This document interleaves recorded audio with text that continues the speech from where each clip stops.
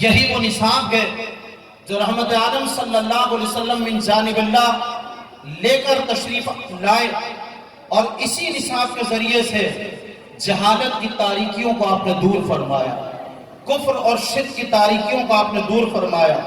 وہ شمع اجالا جس نے کیا 40 برس تک غاروں میں، ایک روز چمکنے والی تھی سب دنیا کے درباروں میں۔ حضور نبی کریم علیہ السلام اس قرآن کو لے کر آئے، اور قرآن ضابطہ حیات ہے۔ قرآن ہمیں زندگی کے ہر شعبے میں اگر سمجھیں تو رہنمائی فراہم کرتا گئے، لیکن ہم اسے سمجھتے نہیں گئے۔ وہ کسی نے قرآن کا شکوہ بیان کیا، طاقوں میں سجایا جاتا ہوں، آنکھوں سے لگایا جاتا ہوں، تعویذ بنایا جاتا ہوں، دھو دھو کے پلایا جاتا ہوں، جزدان غریر و ریشم کے اور پھول ستارے چاندی کے، پھر عطر کی بارش ہوتی ہے، خوشبو میں بسایا جاتا ہوں۔ جس طرح کے طوطا مینا کو کچھ بول سکھائے جاتے ہیں، اس طرح پڑھایا جاتا ہوں، اس طرح سکھایا جاتا ہوں۔ جب قول و قسم لینے کے لیے تکرار کی نوبت آتی ہے، پھر میری ضرورت پڑتی ہے، ہاتھوں پہ اٹھایا جاتا ہوں۔ کیا ہم نے قرآن کے ساتھ یہ معاملات نہ کیے؟ اگرچہ میرا کلام اس میں نہیں کہ قرآن اگر تعویذ اس سے بنایا جائے قرآن سے وہ بھی جائز، قرآن کو صحیح پڑھا جائے، بھلے نہ سمجھا جا رہا وہ عبارت درست پڑھی جائے، وہ بھی جائز، ثواب مستحب ہے۔ قرآن کو دیکھنا بھی باعث اجر و ثواب ہے۔ لیکن کیا قرآن صرف دیکھنے کے لیے آیا تھا؟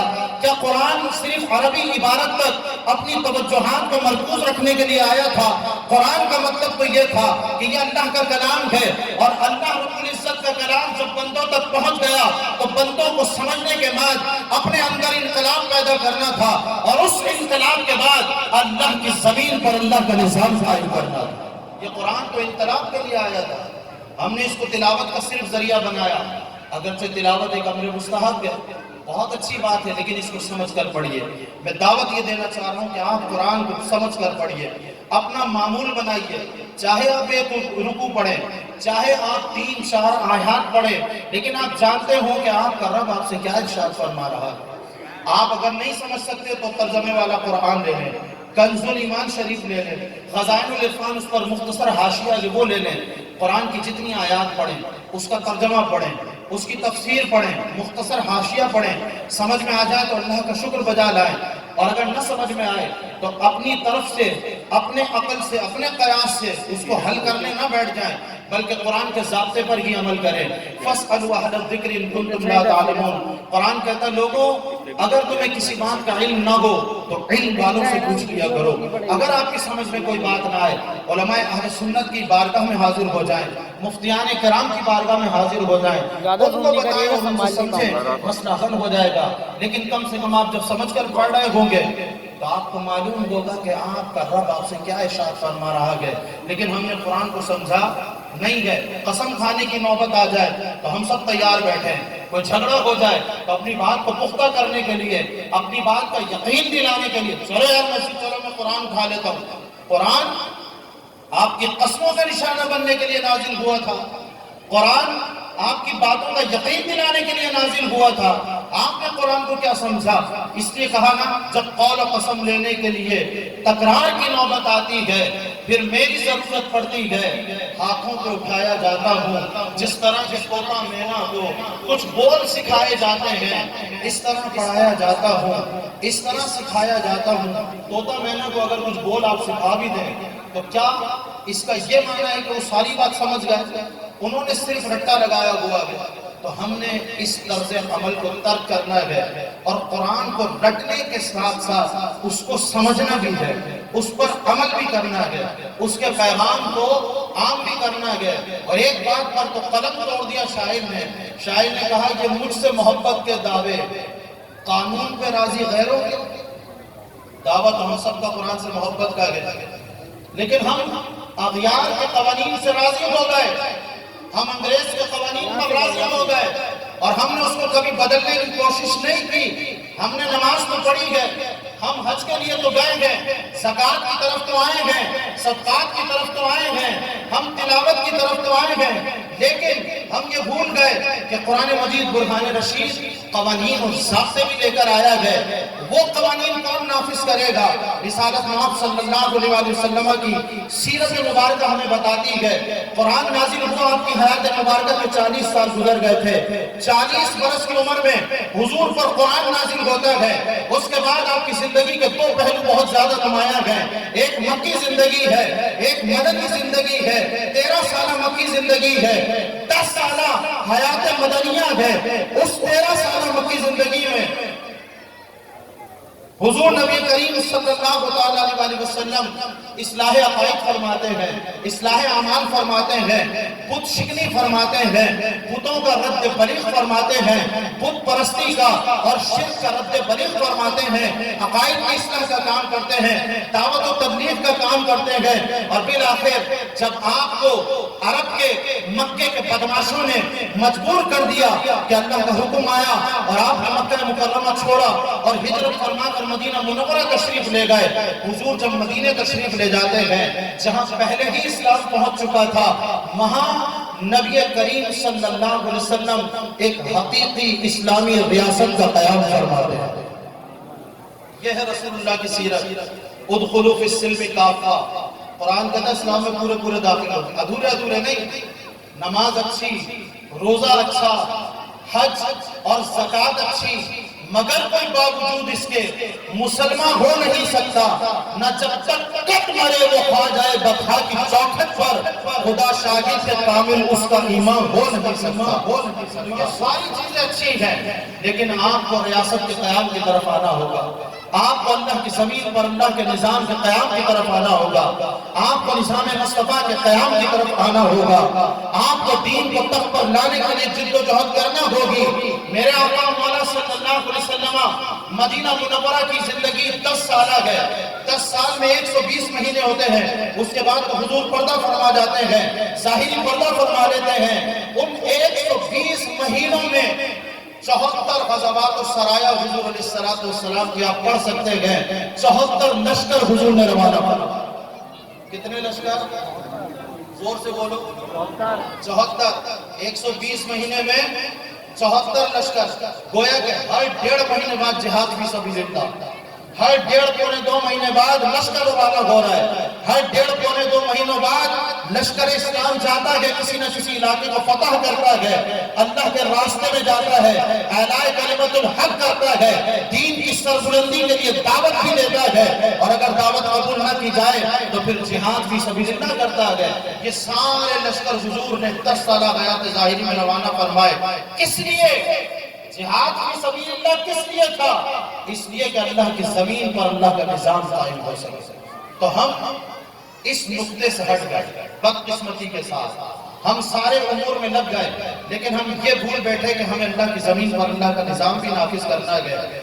جہاں نماز کے لیے وقت نکالتے ہیں، جہاں روزوں کے لیے وقت نکالتے ہیں، جہاں زکوٰۃ اور حج کی ادائیگی کے لیے وقت نکالتے ہیں، وہاں اپنے اوقات میں سے وقت متعین کیجئے کہ میری سوچ اور فکر کا محور یہ ہوگا کہ مجھے رسول اللہ کا دین تخت پر لانا ہے. انشاءاللہ حضور کا دین تخت پر لانا ہے. کل قیامت میں ہم حضور کو کیا وہ دکھائیں گے کہ ہم حضور کے دین کو نافذ نہ کر سکے، باوجود اس کے کہ اب ہم 313 نہیں ہیں، باوجود اس کے کہ اب ہم 700 افراد نہیں ہیں.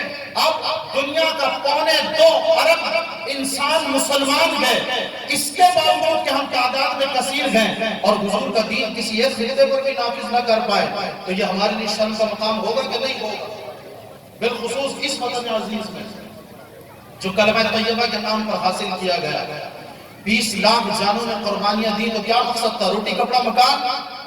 کیا مقصد تھا ان کا کہ یہاں پر آ کر صوبائیت پر جھگڑیں گے، لسانیت پر جھگڑیں گے، تعصب کی بات ہوگی، یہاں اختیارات کی بات ہوگی.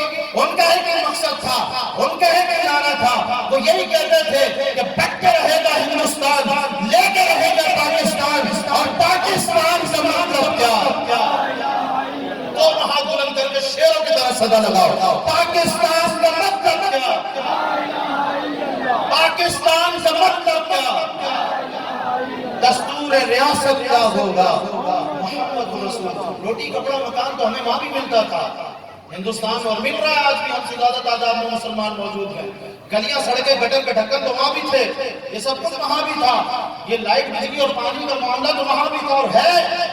اس کے لیے تو ہم نے پاکستان حاصل نہیں کیا، ہم نے اللہ کی زمین پر اللہ کا نظام نافذ کرنے کے لیے پاکستان حاصل کیا.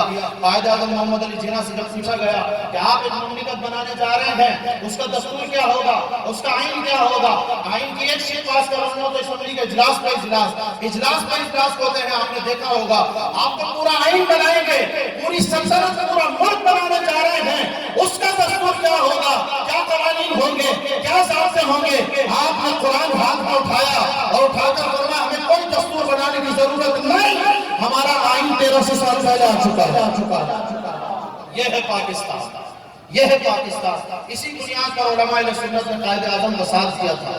بنارس کانفرنس جو سنی کانفرنس کہلاتی ہے، وہاں سینکڑوں ہزاروں علماء جمع اس لیے ہوئے تھے کہ اگر یہ محمد علی جناح پاکستان بناتے ہیں اور اس لیے کہ کلمہ طیبہ کی بنیاد پر یہ ملک بنا رہے ہیں، ہم ان کے ساتھ ہیں. بلکہ علماء نے 2 قدم آگے بڑھ کر کہا تھا کہ اگر یہ اپنے مطالبے سے دستبردار ہو بھی گئے تو سنی علماء پاکستان بنا کر رہے گا. یہ ہمارے بزرگوں نے بنایا، ہم ان کی اولادیں بیٹھے ہیں. آج اہل سنت کو دیوار سے لگایا جا رہا ہے، آج سنیوں کو دیوار سے لگایا جا رہا ہے. سنیوں اٹھ جاؤ، بیدار ہو جاؤ. ہم ہیں اہل سنت، ہم نے پاکستان بنایا تھا، ہم نے ہی انگریز یہاں سے انگلستان بھگایا تھا، ہم نے ہی وہ پرچم تھاما جس پر چاند ستارہ ہے. دور ہٹو اے دشمن ملت، پاکستان ہمارا ہے. پاکستان. اب پاکستان کی سربلندی کے لیے مجھے آپ کو، ہم سب کو اپنا کردار ادا کرنا ہوگا. اس ملک کے اندر نظام مصطفیٰ نافذ کرنے کے لیے ہمیں تحریک لبیک یا رسول اللہ صلی اللہ علیہ وسلم کا ساتھ دینا ہوگا. آپ بتائیے کسی موقع پر تحریک لبیک ناموس رسالت کے مسئلے پر پیچھے رہی، ختم نبوت کے مسئلے پر پیچھے رہی؟ لوگوں نے جانیں بھی بچائی، لوگوں نے مدرسے بھی بچائے، لوگوں نے مسجدیں بھی بچائی، لوگوں نے اپنے آپ کو بھی بچایا. لیکن یہ حضور کے غلام آگے پڑھتے تھے، سینہ چیر کر کہتے تھے اے سکندر ادھر آ، ہنر آزمائے تو تیر آزما، ہم جگر آزما، جگر آزما. یہ حضور کے غلام نکلے. زندہ باد، زندہ باد، زندہ باد، زندہ باد. یہ حضور کے غلام نکلے. انہوں نے گولیاں کھائیں، انہوں نے شیلنگ برداشت کی. صرف فرانس کے سفیر کا مطالبہ اسمبلی میں پیش ہو جائے، اس کی قرارداد پیش ہو جائے کہ اس کو نکالا جائے کہ نہ نکالا جائے، اس پر ووٹنگ ہو جائے اسمبلی ممبران کی. صرف اتنے مقصد کے لیے، جو کہ حکومت پاکستان کو، اسلامی حکومت کو خود کرنا چاہیے، صرف اتنے مقصد کے لیے 50 شہادتیں دی گئی. کتنی؟ 50 شہادتیں. لاہور کی سرزمین خون سے رنگین تھی گزشتہ سال. یہی ایام تھے، یہی ایام رمضان تھے، یہی روزوں کے ایام تھے. میں خود جیل میں تھا، اسی مقصد کے لیے میں سینٹرل جیل میں تھا. یہی ایام تھے جب عاشقان مصطفیٰ کو مارا جا رہا تھا.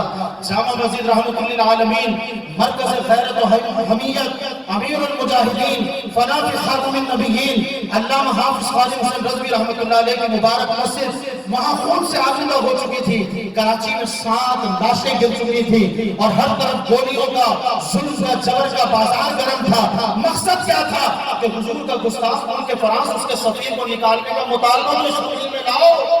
اتنی خیرت بھی یہاں نہ تھی. تو اس مقصد کے لیے قربانیاں دینی پڑی. وہ ملک جو بنا ہی اسلام کے نام پر تھا، وہ ملک جو بنا ہی کلمہ طیبہ کے نام تھا. تو آج ان مبارک ساعتوں میں دوستوں عہد کرو کہ اب ہم نے بہت دھوکے کھا لیے، بہت دھوکے کھا لیے. 75 سال گزر گئے، کبھی فلاں کے نام پر، کبھی فلاں کے نام پر، کبھی فلاں کے نام پر، کبھی اس کے نام پر، کبھی اس کے نام پر ہم ووٹ دیتے رہے. آج یہ عہد کرو، ہم نے پورا قرآن یہاں سنا ہے، اب قرآن کے نصاب کے لیے ہم ووٹ دیں گے انشاءاللہ. اب حضور کے دین کو تخت پر لانے کے لیے ووٹ دیں گے انشاءاللہ. اور ہم جب نعرہ لگائیں گے آیا آیا دین آیا، آیا آیا آیا آیا، اور حضور کے دین کے لیے ہم تن، ہم وقت، ہم جہد، ہم حاضر رہیں گے. ہاتھ اٹھا کر بولے ہم حاضر رہیں گے. اور حاضری کا اظہار کیسے کرتے ہیں؟ لبیک لبیک لبیک یا رسول اللہ، لبیک لبیک لبیک یا رسول اللہ، لبیک لبیک لبیک یا رسول اللہ. تاجدار ختم نبوت، زندہ باد زندہ باد۔ اللہ رب العزت سے میں دعا گو ہوں، مولا کائنات جنہوں نے یہاں اس محفل کا انعقاد کیا اور 25 سال سے کر رہے گئے، سب کی کوششوں کاوشوں کو اپنی بارگاہ میں قبول فرمائے۔ جتنے یہاں حاضرین گئے اللہ سب کے جان میں، مال میں، آل میں، اولاد میں خوب برکت عطا فرمائے، اور ہم سب کو حضور کے دین کو تخت پر لانے کے لیے ہمیشہ تیار رہنے کی اور کوشش کرنے کی توفیق رفیق مرحمت فرمائے۔ وآخر دعوانا ان الحمدللہ رب العالمین۔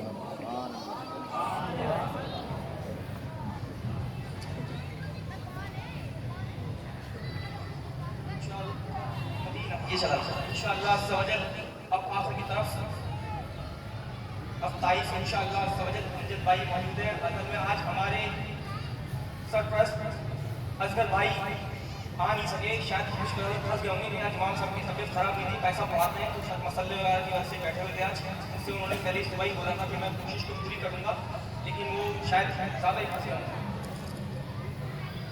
الحمدللہ